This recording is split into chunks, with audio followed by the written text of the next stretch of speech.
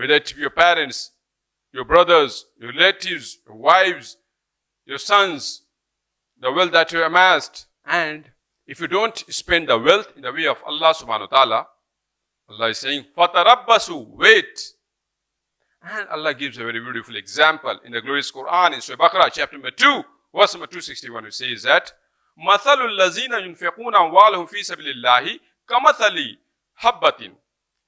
The parable of those who spend their wealth in the way of Allah subhanahu wa ta'ala is that of a grain of corn. أَنْبَتَتْ سَبْعَ ثَنَابِيلَ.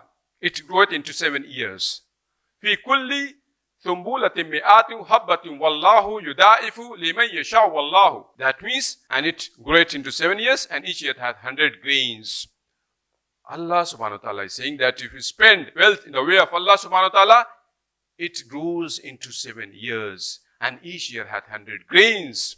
That means Allah is saying that if you sow one seed, Allah will give you 7 spikes, and each spikes had 100 grains. That means if you give one, Allah will give you 700 times. In business terminology, it is 70,000%. And we say we love Allah is Rasul, but we don't follow. We don't spend our wealth in the way of Allah subhanahu wa ta'ala. And Allah continues. Allah says, many-fold more.